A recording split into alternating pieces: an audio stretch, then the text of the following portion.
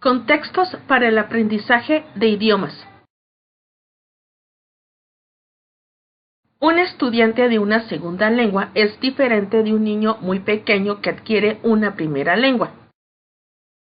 Esto es cierto tanto en lo que respecta a las características del alumno como los entornos en los que suele producirse la adquisición de la primera lengua y la segunda lengua.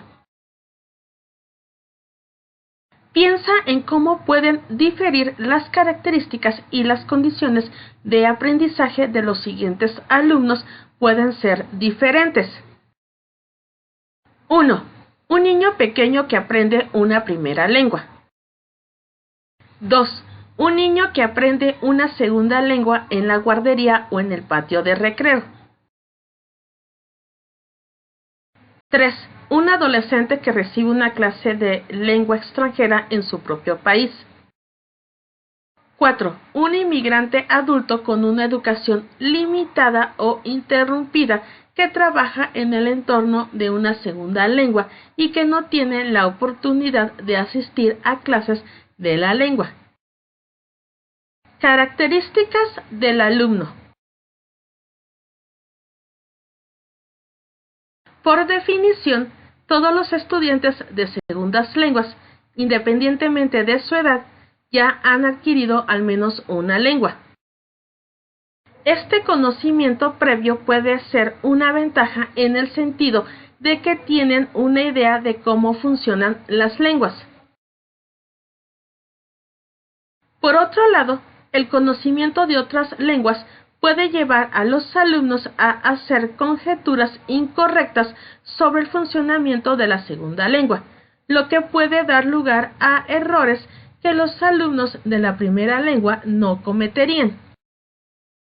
Los estudiantes de idiomas muy jóvenes comienzan la tarea de adquisición de la primera lengua sin la madurez cognitiva o la conciencia metalingüística que tienen los de los estudiantes de segunda lengua.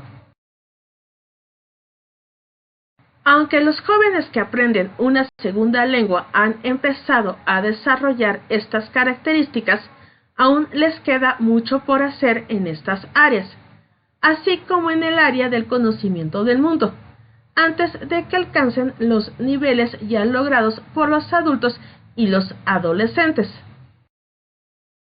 Por un lado, la madurez cognitiva y la conciencia metalingüística permiten a los alumnos de más edad resolver problemas y participar en debates sobre la lengua. Por otro lado, algunos investigadores han sugerido que el uso de estas habilidades cognitivas, tan valiosas para muchos tipos de tareas, puede interferir con la adquisición del lenguaje. Su hipótesis es que el éxito en la adquisición del lenguaje se basa en diferentes habilidades mentales, habilidades que son específicas para el aprendizaje de idiomas. Este punto de vista está relacionado con la idea de que existe un periodo crítico para la adquisición de la lengua. Se ha sugerido que los alumnos de mayor edad recurren a sus capacidades de resolución de problemas y metalingüísticas precisamente porque ya no pueden acceder a la capacidad innata de adquisición del lenguaje que tenían cuando eran niños. Además de las posibles diferencias cognitivas, también hay diferencias actitudinales y culturales entre los niños y los adultos. La mayoría de los niños que aprenden están dispuestos a intentar utilizar la lengua, incluso cuando su dominio es bastante limitado.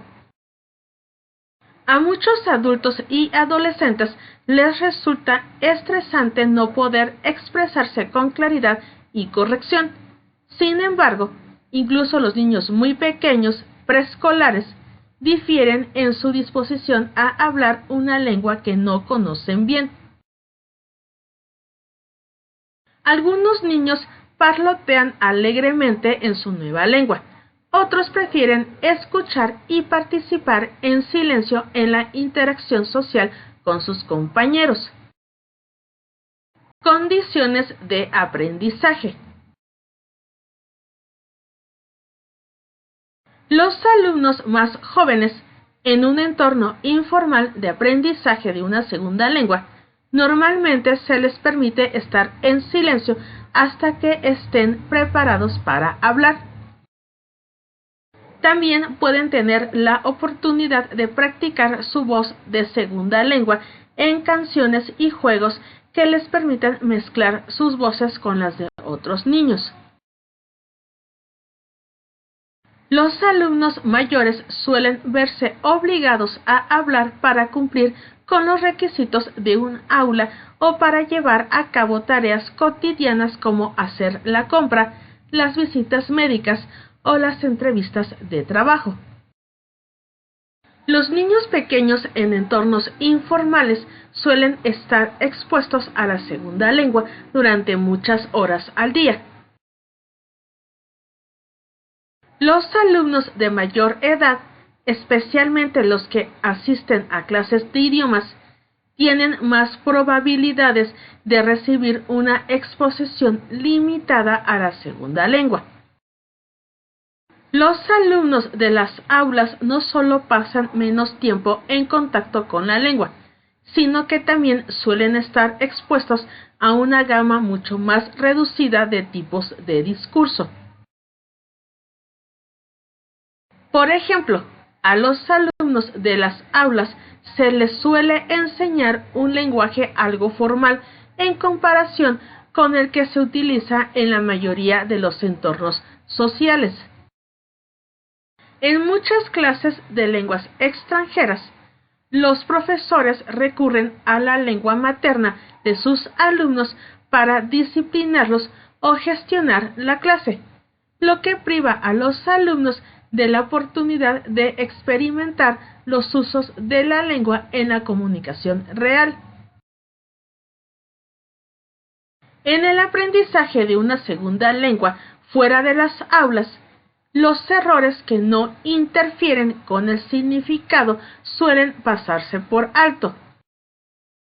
La mayoría de las personas considerarían que están siendo descorteses si interrumpen y corrigen a alguien que está intentando mantener una conversación con ellos.